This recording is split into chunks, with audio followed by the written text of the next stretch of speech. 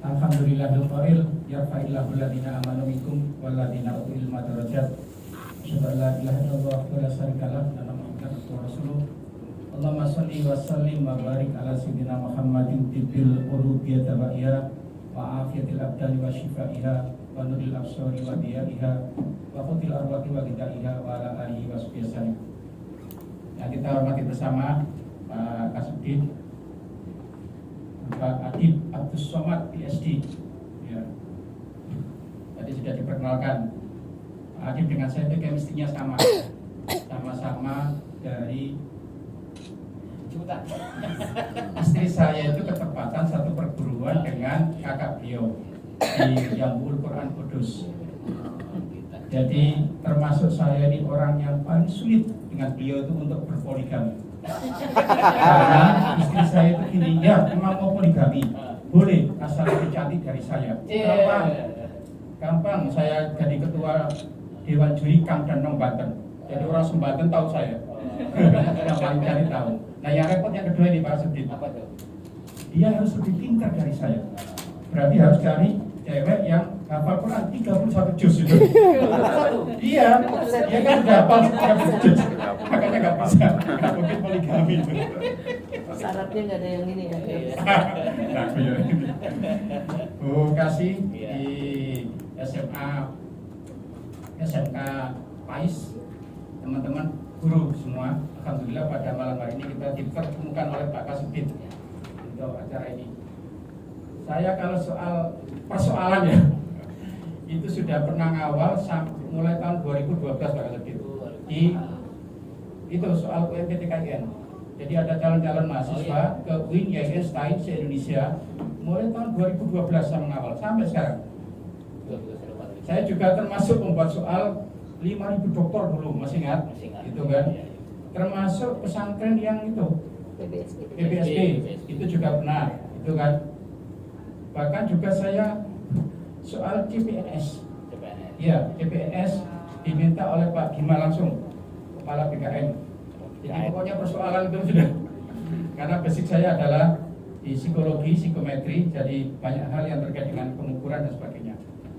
Pak Kasubdit kemarin kan sudah ngasih saya beberapa contoh soal itu ya. Nanti mungkin akan ada overview dari saya sedikit, tapi izinkan saya ingin semacam pikiran-pikiran dalam psikologi saya itu, apakah itu bisa diterapkan dalam pembuatan soal ini. Saya bermula dari ini Pak Kasubdit. Jadi prediktor performa siswa atau keberhasilan siswa itu ditentukan dari 3 hal: ability, kemampuan; motivation, kemauan; dan opportunity, kesempatan. Mampu, mau, dan sempat. 3 ini. Ability itu wujudnya adalah knowledge sama skill, pengetahuan sama keterampilan. Jadi kalau ada tes-tes yang berbasis ability, berbasis kemampuan, memang harus knowledge-nya harus dites gitu. Tapi pertanyaannya, apakah ada tes tentang skill ini? Misalnya ya, kenapa lulusan pesantren yang masih baru sanawiyah saja ibaratnya gitu ya, atau aliyah, begitu pulang bisa mulai dari memandikan jenazah, mensolati sampai mengubur, sementara lulusan fakultas syariah nggak bisa. Padahal ya, untuk di Jakarta atau kalau di tempat lain, untuk memandikan sampai itu paling tidak dapat untung 1 juta, 1,5 juta. Makanya doanya mereka tuh, ya Allah mudah-mudahan hari ini ada yang mati. Satu mayat. Nah, coba bayangkan berapa gajinya Kasubdit dibanding dengan itu. Kalau sebulan ada yang mati 15 kan lumayan. Enggak benar itu Pak. Nah iya. Nah, makanya kalau knowledge sudah jelas ya, ada tesnya yang sudah kita lakukan selama ini. Jadi pertanyaan saya, sudah nggak skill? Makanya tadi Pak Kasubdit mau rencana ada, ya, pola pengajarannya sampai pada pola pengetesannya tidak harus dalam knowledge, bisa dengan skill melalui program-program apa gitu. Ya karena orang pintar kok ngapain dites lagi kan? Alias tabilladina ya'lamuna walladina la ya'lamun kan? Ngapain gitu? Nah biasanya ini diperoleh melalui learning and experience. Jadi belajar dengan pengalaman 2 itu. Nah biasanya kalau ini itu biasa lah. biasa. Cuma nanti catatan saya itu skillnya itu, apalagi sekarang dengan MPKM ini. Dengan MPKM bagaimana penerapan daripada soal-soal yang terkait dengan skill. Yang kedua motivasi. Saya ini orang psikologi Pak Kasubdit. Kalau disuruh milih antara anak yang pintar dengan yang mau, saya pilih yang mau. Yang mau ya. Orang pintar gampang kok dipintarkan, orang bodoh itu gampang dipintarkan. Tapi orang tidak mau sulit untuk mau. Secantik apapun cewek, kalau saya nggak suka, nggak akan dekat saya. Oh iya. Sejelek apapun cewek, kalau suka, saya dekatin bisa kejar. Mau itu adalah segala-galanya. Bahkan dalam teori psikologi itu, kemampuan yang tinggi akan mengkompensasi kemampuan terbatas. Kemauan yang tinggi akan mengkompensasi kemampuan terbatas. Banyak loh teman-teman kita itu nggak pintar-pintar amat, tapi motivasi untuk berkembang itu tinggi sekali, dan itu ternyata lebih berhasil. Nanti ya, teorinya kayak apa? Nah ini nanti bagaimana ya kita ngetes ini. Dan yang terakhir adalah opportunity, kesempatan. Ya Bapak Ibu, kesempatan. Ya nanti lihat dinamika mahasiswa kita itu. Ada yang mampu, yang mahasiswa siswa yang bagus, termasuk gurunya ya. Itu yang bagus adalah punya kemampuan yang baik, kemauan yang baik, dan kesempatan yang baik. Alhamdulillah kita punya kesempatan menjadi guru ya. Jangan sampai tidak punya dua ini, bahaya itu kan. Seperti itu. Oke Bapak Ibu, nah ini kita kalau kemampuan yang tinggi bisa pakai cognitive test dan skill test. Setelah motivasi yang besar itu akan kita tes melalui academic attitude test, dan kesempatan yang luas. Nah ini afirmasi. Kenapa afirmasi Bapak Ibu? Ini logikanya gini ya. Saya berangkat dari afirmasi ini. Untuk memberikan equity atau keadilan berdasarkan pertimbangan tertentu, maka perlu adanya afirmasi.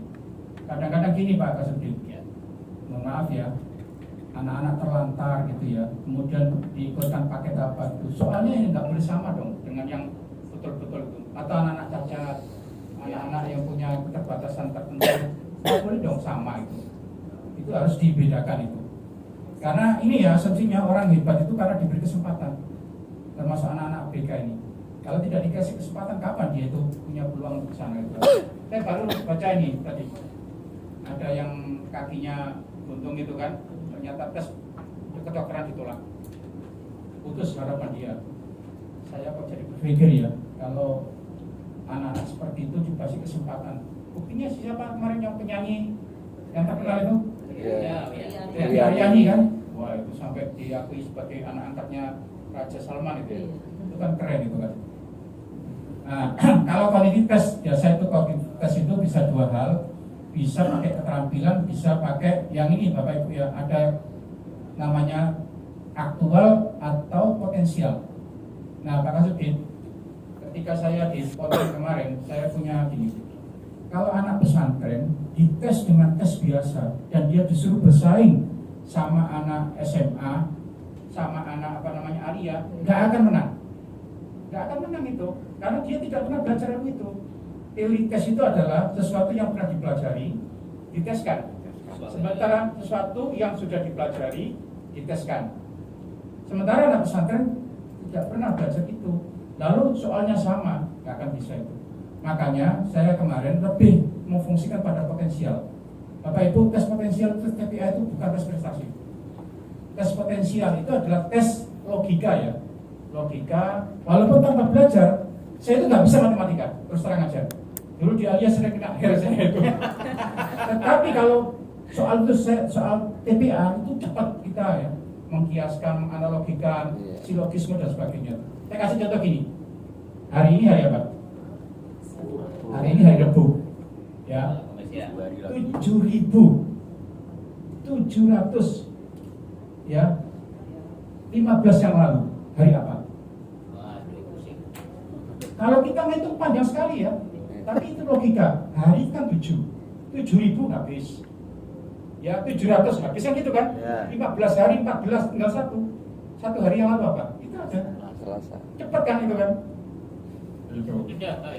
Contoh lagi ya. Nah, makanya dulu saya bilang gini, kalau bisa tes-tes untuk anak pesantren itu, mereka kan sudah biasa baca mantek, belajar ya apa usul fikih dan sebagainya, pasti bisa itu kalau tes potensial itu dibanding dengan tes prestasi. Sama dengan gini, Misalnya ya, tesnya itu ini. 35 kali 36 kali 37 kali 38. Apakah sama dengan lebih besar, lebih kecil, gitu ya? Dengan dibalik tadi. 39 dikalikan 38 dibalik gitu ya. Itu kalau kita kalikan kan panjang itu kan. Daripada panjang, analogi aja. 1 kali 2 kali 3. Apakah sama 3 kali 2 kali 1? Kalau jawabnya sama, oh berarti itu sama gitu.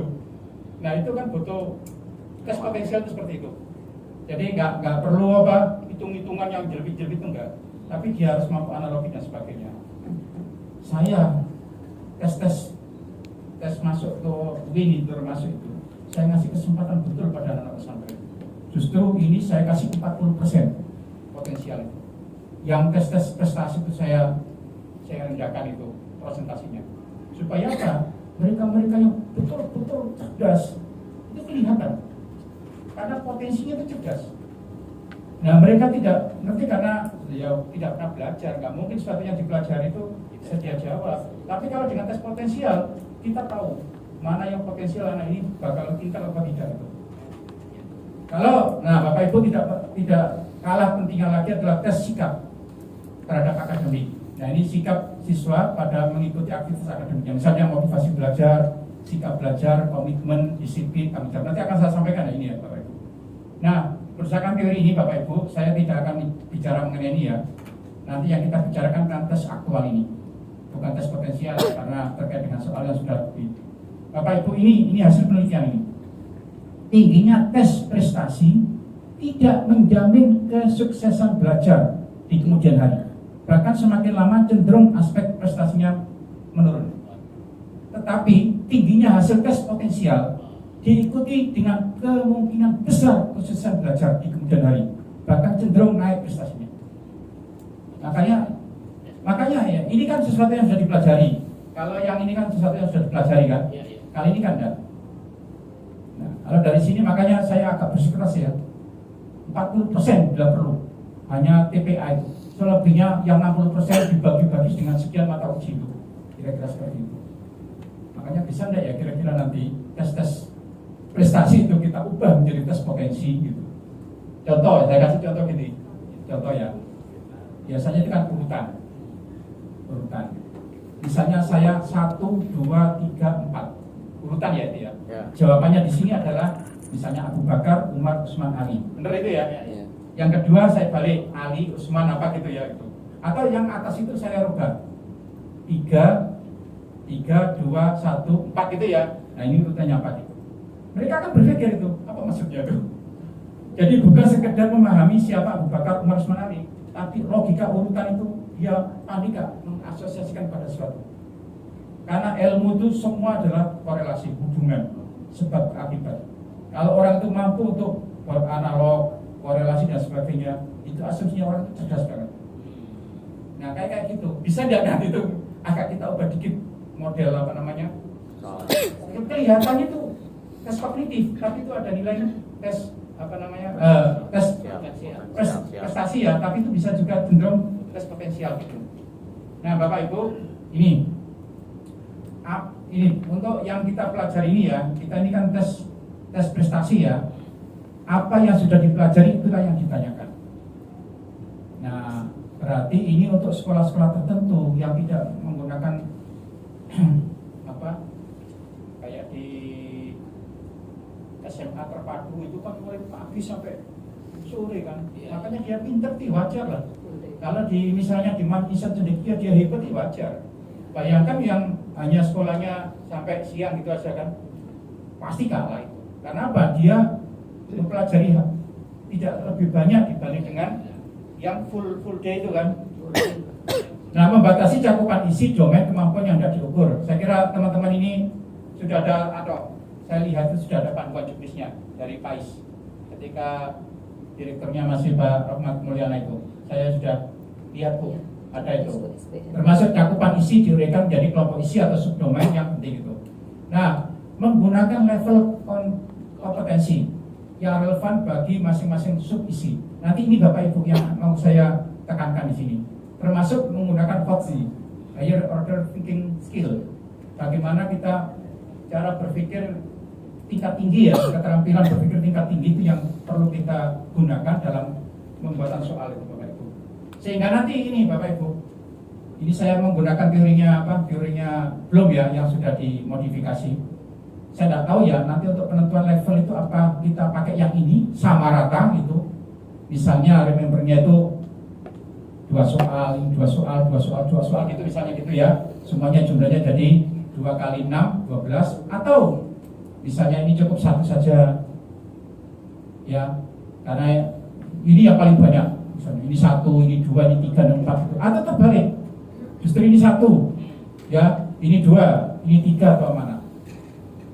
Saya kok kalau bisa ya ini yang kita pakai sorry ya, yang pakai yang ini ya, ini lebih banyak ya, mungkin sehingga dia itu memang bikin soalnya sulit Pak Sufyan. Coba kita lihat ya hasilnya kayak apa teman-teman. Ini kata kerja operasional ranah kognitif taksonomi Bloom ya.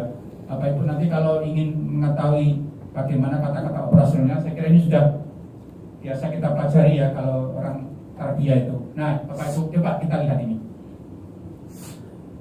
Bacalah Quran surat Al-Hujurat ayat 12 berikut. Ayuhibbu ahadukum ayyakula lahman akhihi maitan fakartumu. Dan kalau ini nggak ada yang di hukum bacaan ayat yang bergarisnya, ini nggak ada yang garisnya nih. Tapi bukan itu ya. Ini kan idhar syafami, ikfa hakiki, dan idgham bilana dan seterusnya. Bapak Ibu mohon maaf, saya itu dengan istri nulis buku tentang ilmu tajwid. Nah, coba saya tulis ilmu tajwid. Kenapa saya istri? Karena saya tahu teorinya tapi nggak bisa bacanya. Bukan, makanya harus dengan istri ya. Abdul Mujib. Ya. Ini coba kita lihat gambarnya saja. Nah ini bukunya. Ini cetakan lama, ini cetakan baru ya. Ini kan. Tuh ini. Saya itu loh penulis buku tajwid. Kalau suruh nyatat itu nggak bisa saya.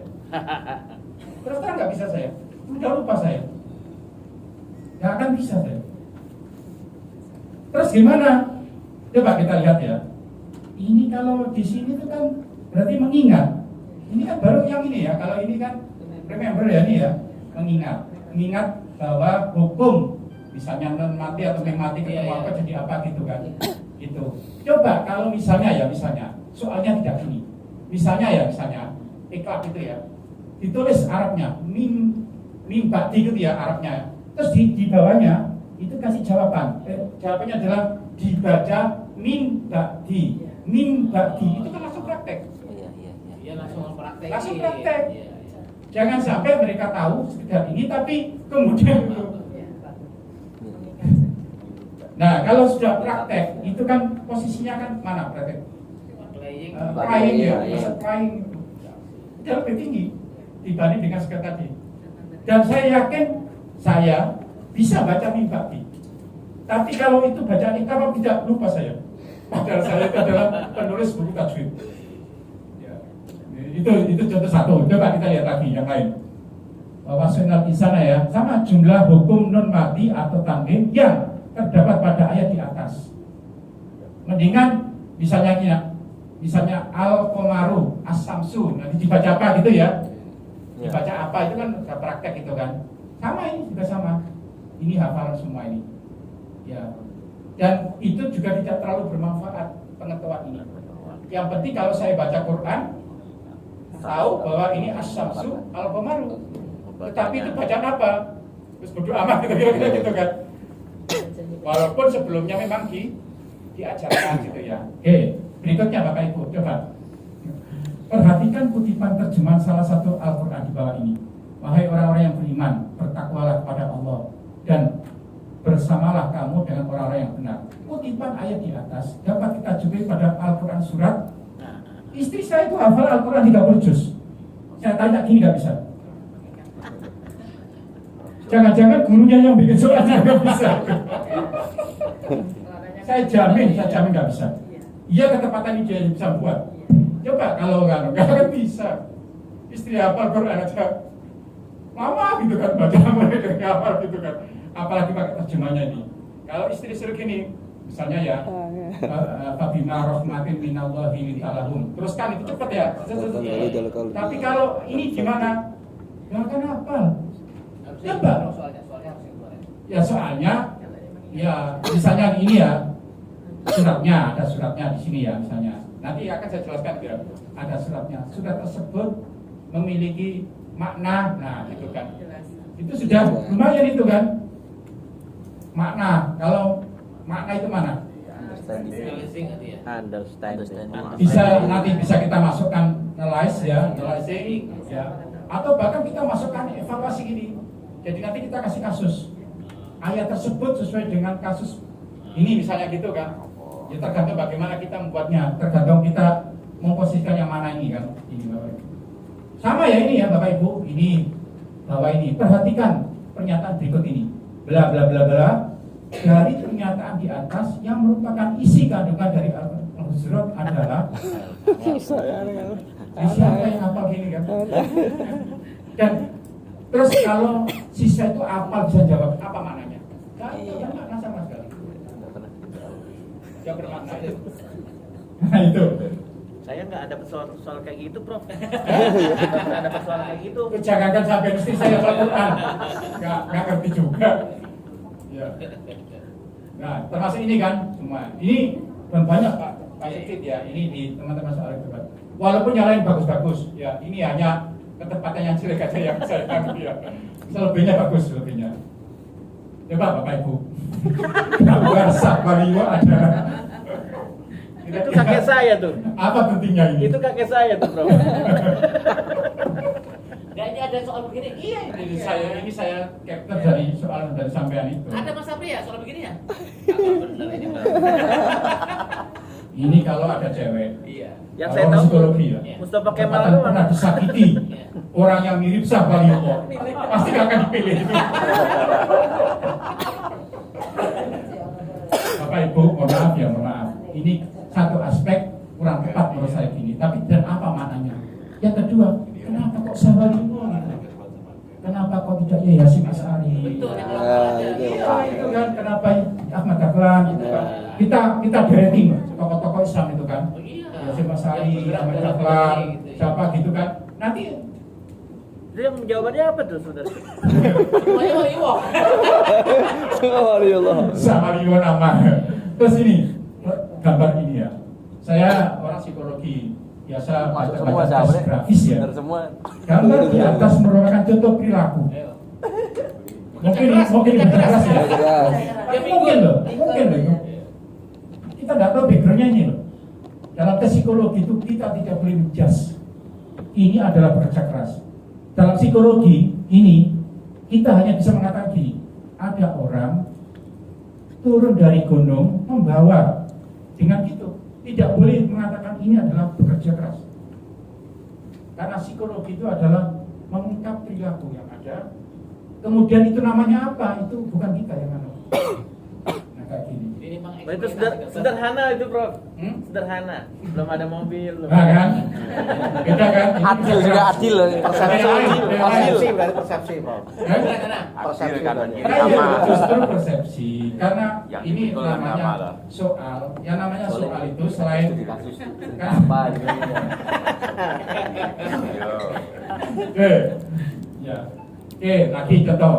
As-sabiqunal awwalun adalah golongan orang yang pertama kali memeluk Islam. Di bawah ini yang termasuk dalam sabiqunal awwalun adalah perang Badar terjadi pada tanggal berapa? Hari lahirnya istri saya aja lupa. Apalagi saya tidak pernah. Nah terus kalau apa bisa apa maknanya gitu loh? Apa maknanya? Apalagi sekarang ada AI itu, Prof. Oh gitu ya. Oke ya. Jawab semua itu, Prof. Iya. Ditemukan makam Fatimah binti Maimun di Leran ya, Gresik. Nah ini kalau saya tahu karena saya orang Gresik kan. Tapi masalahnya berapa? Salih Bidatul ada nama sendiri Sunan gitu kan. Nah gini, saya kira ya teman-teman nanti kan ini terlalu anu lah. Ya kurang bermakna, selain kurang bermakna dan terlalu recall itu kan Dan banyak lagi yang soal gini. Termasuk ini Bapak Ibu. Yang lain udah bagus-bagus ya, tapi kali ini sikap menyerahkan nasib sepenuhnya pada Allah tanpa melalui suatu usaha disebut dengan, menurut saya mendingan ini ada soal cerita gitu ya, yang distimuli dengan apa gitu ya. Kali ini kan tinggal balik-balik aja kan. Jadi di situ ada analisa. Ini apa ini ya? Apa gitu ya? Hari kebangkitan disebut juga istilah yaumul ya, yaumul ba'ats gitu ya. Ini. Berikutnya. Nah, ini stimulusnya nggak berarti. Coba, istihad merupakan upaya sungguh-sungguh para ulama mujtahid dalam menetapkan suatu hukum yang tidak jelas kepastian hukumnya dalam Al-Quran maupun dalam hadis. Dalam upaya menetapkan hukum dengan berdasarkan kesepakatan seluruh ulama dikenal dengan istilah ijma' itu kan. Sekarang saya potong ini, mulai ini, saya potong, saya buang. Terus saya hanya dalam upaya menetapkan hukum dengan berdasarkan kesepakatan. Cukup nggak? Saya bisa jawab ini. Cukup. Nah ini namanya stimulus yang nggak berarti. Apa ini pun ini Biar kelihatan panjang. Kelihatan penulisnya ini penulis. jadi iterasi tapi nggak gini kan? Nggak nyambung, nggak sinkron. Stimulusnya yang nggak pas. Coba ini, mungkin ini foto pernikahan yang dengan soal ini. Coba. Gus Adib itu. Iya. Gus Adib. Saya kok nggak kelihatan ini ya. Coba dibaca Bacain gawe. Mas Apri. Apa itu? Mas Apri bacain. Prosesi pernikahan harus Persepsi pernikahan. prosesi pernikahan harus harus dipenuhi semua semua syarat dan rukunnya. rukunnya. Berikut ini yang termasuk rukun. Enggak. Apa hubungannya dengan gambar itu? Gak nyambung ya. Nggak nyambung gitu. Kemungkinan ini gambarnya penulis soal itu, Mas Nekat kemudian diabadikan di sini. Oke, nah ini kesalahan tulis ya. Ya, ulil hak walau kana murron itu ya. Ulil ini. Nanti di sini juga Bapak Ibu perlu diteliti. Khawatir nanti jadi masalah gitu. Dan titiknya. Ya. Nanti dibilang wah ini ada hadis baru, rawahu baru gitu ya. Gitu. Oke, itu beberapa Pak Kasubin yang perlu kira-kira dibenahi ya. Tapi secara umum sudah bagus kok. Stimulusnya saya baca dengan walaupun ya maklum lah guru SMA itu. Jadi ada beberapa hal yang nanti kadang-kadang nanti saya sampaikan. Nah, Bapak Ibu, sebisa mungkin kita pakai soal quotes ini ya, keterampilan akan pemahaman informasi dan bernalar, bukan sekedar mengingat kembali atau recall informasi kan. Oh, tidak berarti soalnya lebih sulit daripada soal recall, enggak. Tapi bagaimana mengajak siswa itu ini dengan kriteria ini. Ciri-cirinya harus sekali ini kan, transfer satu konsep ke konsep yang lain, memproses dan menerapkan informasi, mencari kaitan dari berbagai informasi yang berbeda-beda, menggunakan informasi untuk menyelesaikan masalah dan menelaah ide-ide dan informasi secara kritis. Nah ini kan bagus nanti. Dan ini menurut saya akan membekali siswa nanti ketika mau masuk perguruan tinggi. Karena perguruan tinggi nanti seluruh soalnya itu adalah orientasinya sekarang literasi. Semuanya literasi. Ya, sebisa mungkin mata kuliah agama, mata pelajaran agama itu memberikan kontribusi pada siswa untuk studi lanjut itu ya, kira-kira gitu. Saya kira ini nggak usah saya ya, ini teorinya. Ya, quotes itu adalah gabungan dari ini. Ini mengenai dimensi pengetahuan, ini dimensi proses kognitif. Analyze, evaluating, dan create itu digabung dengan ini konseptual, prosedural, dan metakognitif. Jadi quotes di sini itu. Nah, kalau kita bisa bikin ini bagus sekali itu kan. Berpikir kritis, berpikir kreatif, nggak usah lah ini ya. Nah ini maksudnya. Nah Bapak Ibu, sebisa mungkin nanti sebelum kita bikin soal, bikin kayak gini ya. Jadi ini level-level kompetennya. Nah ini yang agak sulit Bapak Ibu. Ini kan ada soal yang kita perkirakan soal itu rendah gitu ya, sedang tinggi. Teori lama mengatakan kalau saya sebagai guru, sebagai dosen bisa menjustifikasi bahwa soal yang diberikan ini adalah tinggi, sedang, rendah. Tapi teori baru salah. Ada namanya software namanya IRT, IRT itu item respon teori. Bapak Ibu mungkin pernah dengar ya? Jadi sulit tidaknya itu bukan kita yang membuat soal, tapi respon siswa yang menjawabnya. Respon siswa. Misalnya ada peserta itu sebanyak 1000, yang bisa jawab itu hanya 50. Berarti soal itu sangat-sangat sulit. Tapi kemudian ada soal itu dikerjakan oleh orang 1000, yang bisa itu 950. Soal itu sangat-sangat mudah. Itu jadi sebetulnya menurut teori baru itu bukan kita yang menentukan soal itu. Oleh karena itu di UMPTKN Pak Asuki ada uji coba. Uji cobanya itu soal tahun lalu. Soal tahun lalu itu digunakan untuk siapa ini dijawab berapa orang gitu ya. Sehingga gini Bapak Ibu, scoringnya gini. Kita ini ya misalnya ya, yang pertama itu skornya misalnya yang benar itu dari 100 soal 50. Terus kemudian 49. Misalnya ya, yang benar itu 48, 47, 46. Tidak berarti yang benar 50 itu lulus. Saya yang 46 itu nggak lulus, belum tentu. Nanti menurut teori itu, menurut software itu nanti ketepatan 46 yang saya jawab itu soal yang sangat-sangat sulit. Ketepatan yang dijawab oleh 50 tadi itu soal yang mudah-mudah. Nanti skor itu akan dibedakan, akan dikalikan dengan sendirinya. Timernya, Mike. Jadi dia bisa, ya tadi 1000, itu kan 1/1000 kan berarti kan tingkat kesulitan soal itu kan semuanya itu dihitung oleh software itu. Nah Bapak Ibu itu ada kasus ini, mungkin ini pengalaman di UIN, Pak Asuki. Tiba-tiba ada seorang jenderal lah, itu ke UIN melabrak katanya anaknya itu lulus kedokteran, ternyata tidak. Ternyata tidak. Dia sudah mengeluarkan uang 300 juta. Ternyata Pak, dibocorkan oleh pegawai tidak tetap UIN. Tangkap dia kan. Dibocorkan. Jadi dulu tuh gini. Siswa menjawab ya, jawaban ya.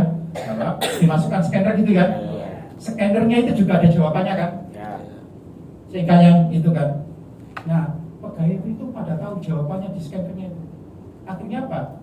Akhirnya dia ngambil kertas kosong, isi sesuai dengan jawaban itu. Langsung apa? Dimasukkan seret, maka keluarlah yang bersangkutan itu nilainya tinggi gitu kan. Begitu kita ubah dengan model ini, IRT itu bukan ada jawabannya, pokoknya dia jawab A, ya A gitu aja. Nanti yang menentukan skor dia benar tidak itu komputer ya. Ketahuan dia itu. Gara-gara itu ketahuan. Karena apa? Dia tidak bisa main lagi. Jadi yang memprogram itu sudah nggak tahu. Tiba-tiba keluar aja nanti muncul. Jadi soal dijawab, hasilnya itu diberikan ke Fakultas Psikologi. Fakultas Psikologi juga nggak tahu nama-nama, hanya nomor aja. Nanti diproses dengan IRT itu muncul gitu. Wah itu keren itu dengan itu. Ketepatan di psikologi itu ada 2 orang ahli psikometri, mantan dirjen dan mantan sekjen. Nanya Pak Yahya Umar sama Pak Bahrul Khayat, dua-duanya ahli psikometri. Nah, pakai pola seperti itu bagus sekali. Oke Bapak Ibu ya. Nah Bapak Ibu, ini juga saya tadi beberapa saya lihat mengenai jumlah distraktor, jumlah jawaban. Dulu itu gini, distraktor harus diberi peluang. Ini kita ya, distraktor itu gini. Kalau ada 5 jawaban, 1 yang benar, 4 yang salah gitu ya. 4 itu namanya distraktor. Nah, distraktor harus diberi peluang untuk dijawab yang mendekati presentasinya dengan jawaban yang benar. Jangan sampai hanya sekedar pajangan saja. Nah, itu kita tidak akan tahu kalau kita tidak pakai IRT. Tapi kalau pakai IRT, tahu jawaban ini dijawab berapa orang gitu kan. Teori awal, semakin banyak pilihan, semakin bagus kualitas soal. Karena peserta dihadapkan pilihan yang lebih banyak untuk menentukan jawaban-jawabannya. Tapi ya kenyataannya kita yang buat soal itu membuat jawaban itu lebih sulit. Iya. Yang setara gitu ya, Setara. lebih sulit. Akhirnya sekarang Bapak Ibu, yang awalnya 5 jadi 4. Sekarang untuk masuk WIN, yaitu Einstein Indonesia, itu hanya 3 jawaban. 3 doang. Dan hasil penelitian dibuktikan bahwa 4-5 jawaban itu adalah ngawur bikin soalnya. bikin jawabannya. Maka distraktornya sekarang hanya 2. Karena 2 kemampuan orang itu dari rata-rata pembuat soal itu 2. Apalagi buat soal nggak ada honornya itu. Ada honornya tapi 3 bulan kemudian gitu. Udah tanggal tua gitu kan. Jangan kira Jangan bisa. protes, takut sempit. Itu dulu di PTKIN. Jangan kira bikin apa jawaban itu gampang gitu kan. Gitu, Bro. Ya, oke. Makanya sekarang dari hasil penelitian ternyata hampir distraktor tidak berfungsi. Kalau berfungsi itu pun tidak merata, sehingga pilihan jawaban menjadi 4 bahkan 3. Dengan makin dikitnya distraktor maka makin berpeluang dijawab. Ya, mirip-mirip dia, sehingga siswa itu sulit untuk membedakan mana yang benar itu ya. Tapi Bapak Ibu, di dalam psikologi itu bedanya dengan tes prestasi dengan tes potensi. Kadang-kadang di psikologi itu benar semua atau salah semua. Nah, nanti yang dijawab adalah yang mendekati benar. Itu dari psikologinya gitu. Sengaja memang disalahkan, salah semua. Jadi nanti kalau ada tes psikologi nggak ada jawabannya, nggak usah protes. Memang sengaja gitu. Nanti jawabannya adalah yang paling mendekati benar. Termasuk Dr. Masuk protes ke saya, Prof, nggak usah protes, itu tes psikologi ya kan gitu. Ya, itu tes sudah divalidasi sedunia bahkan digunakan itu. Jadi maka nggak usah protes, itulah tes psikologi. Jadi cari yang mendekati benar gitu ya. Kalau benar semua ya, yang mana yang paling benar kira-kira gitu. Bapak Ibu, nah ini ya scoring penilaian hasil tes dengan IRT, item respon teori, karena banyak kelebihan itu.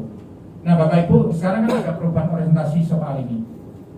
Mulai dari potensi kognitif, ya literasi matematika, literasi bahasa dan keislaman. Artinya apa? Kalau kita mau bikin soal PAI sebisa mungkin ya memberikan pelatihan lah pada siswa untuk nanti menghadapi masuk tes perguruan tinggi melalui literasi itu. Beberapa memang sudah banyak kok teman-teman di soal kasih bagus ya. Hanya beberapa tadi yang menurut saya perlu diperbaiki lah kira-kira gitu. Bapak Ibu, nah ini tes sikap Bapak Ibu. Saya nggak tahu ya, mungkin karena saya dari pesantren Pak. Ternyata teorinya ada nih Pak Kasati. Salah satu teori untuk pengukuran sikap akademik adalah motivasi, otonomi, kolaborasi. Nah, apakah perlu ditambah misalnya sikap toleransi, bahkan sabar? Bapak Ibu, Pak Sudit, saya teringat dengan ceritanya Nabi Khidir dengan Nabi Musa. Ketika Bani Israel berkumpul, lalu salah satu di antaranya bertanya, Ayunas A'lam gitu kan. Spontan nabinya Nabi Musa itu anak alam, aku lebih tahu, lebih pintar, lebih hebat itu. Jangankan Nabi Musa ya, seorang Rasul Azmi, ya semua Bani Israel itu sudah dinas dalam Al-Quran. Wa ani fadhaltukum alal alamin kan, dan aku melebihkan kamu mengalahkan seluruh dunia gitu kan. Bahkan sekarang kayak yang pintar itu katanya orang Bani Israel, namanya Mbak Google katanya. Ditanya dengan bahasa apapun, huruf apapun dijawab. Itu kan 2 orang yang keterangan Yahudi itu kan. Nah, ternyata jawaban Nabi Musa itu ditegur oleh Allah. Bukan kamu yang pintar. Siapa Tuhan cari? Ketemulah Nabi Khidir. Apa kata Nabi Khidir itu? Nabi Khidir itu punya ilmu laduni. Ilmu laduni kalau dalam bahasa Jawa merusak during pinarat. Tahu sebelum terjadi. Tapi saya orang psikologi memaknai ilmu laduni itu kalau tahu satu sebab, tahu sekian akibat. Kalau Pak Sudit main catur dengan saya, Pak Sudit 1 langkah, saya bisa memberi 1 langkah, itu ilmu biasa. Tapi kalau ilmu laduni, Pak Sudit 1 langkah, saya bisa memberi 10 langkah kemudian. Itu ilmu laduni. Jadi nanti tahu. Makanya cara berpikir lompat. Tiba-tiba perahu dilubangi anak kecil di gunung gitu kan. Kayak anak indigo, Dek, ayo ke Monas. Enggak, bawa obat. Apa hubungannya ya Monas bawa obat itu? Ternyata ada sekian akibat yang dilampaui. Kalau ke Monas naik mobil, akibat pertama, di tengah jalan tabrakan, dibawa ke rumah sakit, dikasih obat, bawa obat. Sama Nabi Khidir tiba-tiba melubangi perahu. Nah, ternyata Nabi Khidir miladuna ilman, kata kuncinya apa? Lantas tati ma'iyah sobro. Kamu tidak akan bisa sabar bersamaku. Kata kuncinya sabar ternyata. sabar itu kontrol diri bagian daripada ini attitude. Ternyata kata kunci sabar. Terus ada hadis asyamu nisfu sabr. Ternyata separuh daripada kesabaran itu bisa 50% bisa diperoleh melalui puasa. 50% yang lain dari mungkin ada istri bawel, sabar gitu ya, misalnya kan Puasa. tanggal tua biasanya kan gitu kan, misalnya gitu. Nah, Bapak Ibu, saya dulu kok kenapa sih ibu saya dulu puasain saya itu? Saya baru paham. Ya sabar. Ternyata puasa itu bisa mendatangkan kesabaran. Sabar itu bisa mendatangkan ilmu laduni. Saya mungkin karena itu kali ya. MI Sanawiyah Aliyah bina kelas terus S1 terbaik dari 1600, S2 terbaik, S3 tidak terbaik, tapi banyak prestasi saya dapat Habibie Center, disertasi saya terbaik, itu kan 1 tahun setelah doktor majukan profesor jadi 39, usia saya 39 tahun, jadi saya profesor sudah 15 tahun yang lalu saya masih muda ketika itu ya.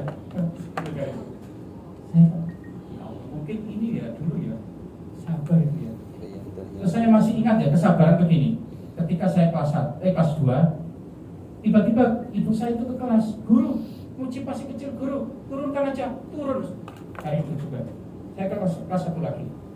Coba sekarang kalau ada anak tak lulus itu. Ngamuk ya.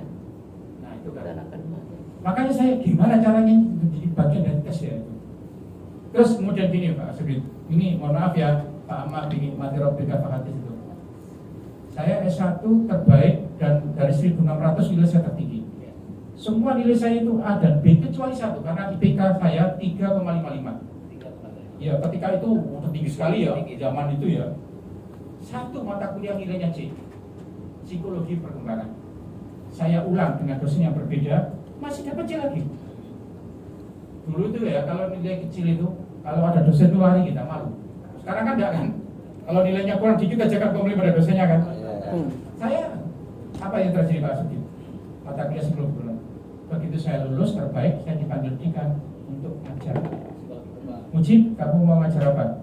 Semua bisa mata kuliah Pak. Biasalah, dulu kan sombong gitu kan. Gitu. Enggak, sini ketepatan ada dosen yang lagi di S3. Mau enggak kamu mewakilinya menggantikannya dari asisten? Mata kuliah apa Pak? Psikologi perkembangan.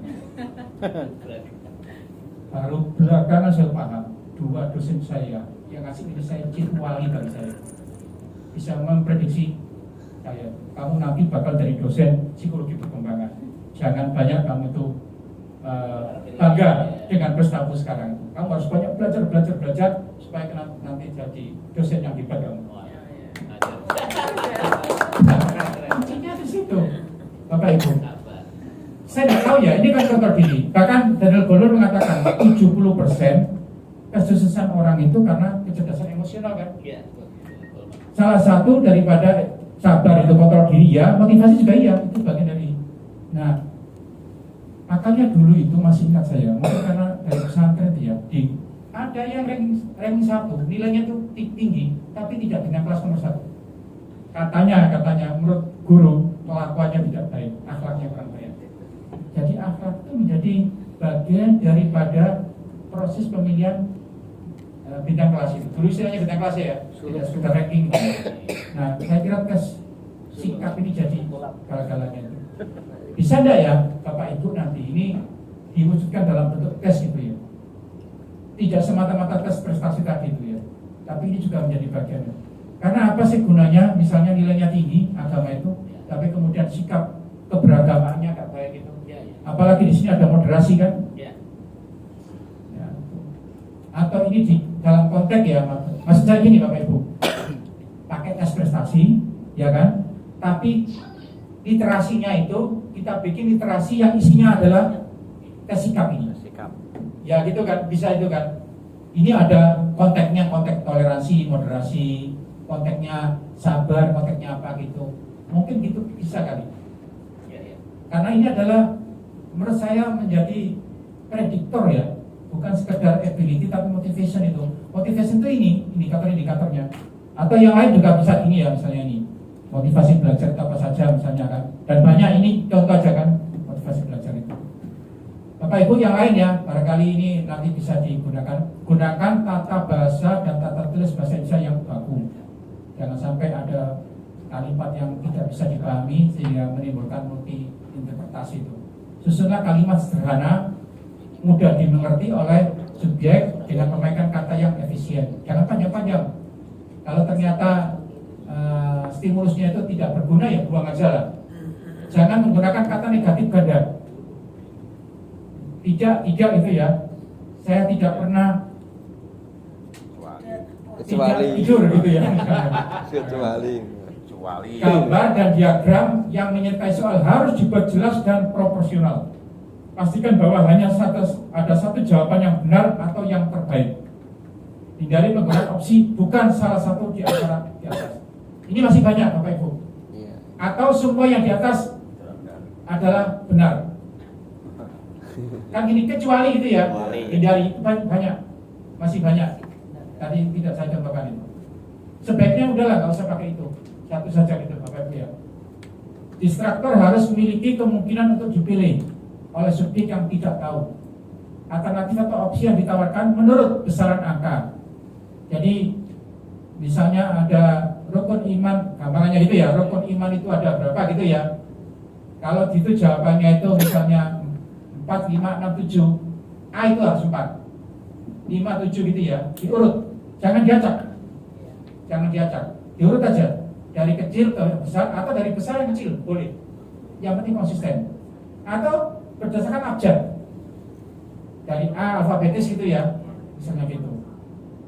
Ya. Atau mempunyai struktur kata dan arti sejajar atau berada dalam kategori yang sama. Kadang-kadang gini Bapak Ibu, jawaban A itu kira-kira gini, dengarnya. Jawaban A sini, jawaban B ini, jawaban C gini, D gini. Jadi rapi gitu kan. Itu memang cara kita untuk memberikan jawaban. Apabila memungkinkan, susun urutan opsi menurut urutan logisnya. Kalau ini terkait dengan logika ya, ada logikanya itu ya. Misalnya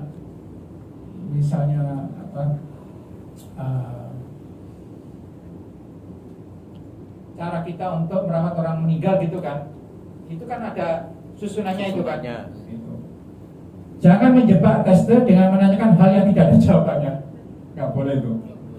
Hindari penggunaan kata-kata yang dapat dijadikan petunjuk oleh tester guna menjawab soal yang lain. Biasanya kadang-kadang ada dia, masih ada di situ. ada penunjukan. Masih ada kata-kata yang kata kunci itu kalau turun menjadi jawaban gitu kan.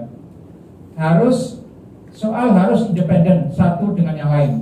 Satu soal harus mungkin dijawab benar lepas dari apakah jawaban terhadap soal sebelumnya benar atau salah. Jadi jangan sampai berantai gitu. Kalau berantai ya harus dikasih stimulus yang lain. Alternatif jawaban harus sama, mata uji satu dengan yang lain dan soal satu dengan yang lain sama. Ini Pak Sudit ada yang 5, ada yang 4 jawabannya yang dikasihkan ke saya itu. Ya, ada yang 4 jawaban, ada yang 5 jawaban. Sekarang trennya cuma 3 ya? Ya, nah, tapi juga jangan kemudian kita 3 sementara mata uji yang lain itu 4 atau 5 ya, itu harus disamakan lah itu, biar ya nanti tidak ada hal-hal yang ditanyakan betul. Pastikan bahwa soal telah ditulis sesuai dengan indikator kisi-kisi yang ditetapkan. Jangan lupa soal dikontekskan dengan keislaman dan keindonesiaan.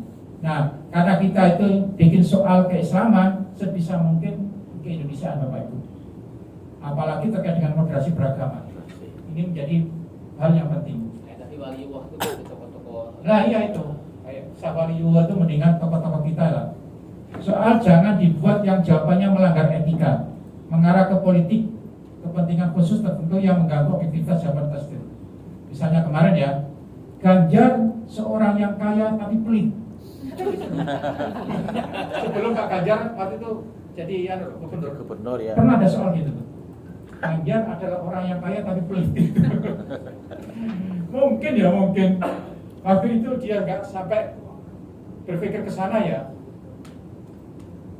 Jadi Pak Kasubdit sebisa mungkin harus ada yang reader ya, pembaca ahli gitu ya, supaya nanti tidak terjadi hal-hal gini loh. Bapak Ibu, satu soal saja itu mengemuka kena semua loh itu. Emang. Hancur semuanya itu. Saya kira itu Bapak Ibu yang bisa saya sampaikan. Ya mungkin kalau mau diskusi silakan. Terima kasih Prof. Mujib, kita berikan aplaus kepada Prof. Mujib.